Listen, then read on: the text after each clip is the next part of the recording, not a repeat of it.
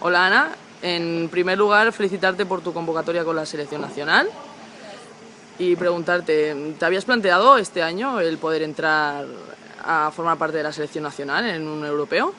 Sí, bueno, yo creo que un deportista pues siempre se pone unos objetivos para cumplir, ¿no? Y entrar en la selección española pues está en esos objetivos. Y yo creo que yo lo tenía difícil al ser mi primer año, pero aún así pensaba en si lo podía conseguir y bueno, pues lo he conseguido.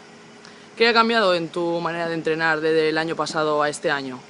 Pues creo que este año me he tomado más serio el entreno y he entrenado más duro y he hecho más caso a mis entrenadores y creo que pues eso me ha dado eh, el poder entrar a la selección.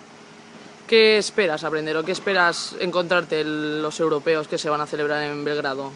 Pues espero encontrarme mucho nivel y creo que va a ser una oportunidad para aprender más, para fijarme en los que mejor nadan y entonces poder aprender más cosas sobre el deporte y hacerlo mejor. Este sábado tenemos la última jornada de liga y luego nos quedará el Campeonato de Cataluña y el Campeonato de España. De aquí al Campeonato de Europa que te espera, ¿qué objetivos tienes? ¿Qué te has marcado? Pues quiero bajar mis marcas y hacer buenos campeonatos y subir a podio y ganar medallas. Bueno, pues te deseamos mucha suerte en el europeo y nos vemos Gracias. este fin de semana en la última jornada de liga.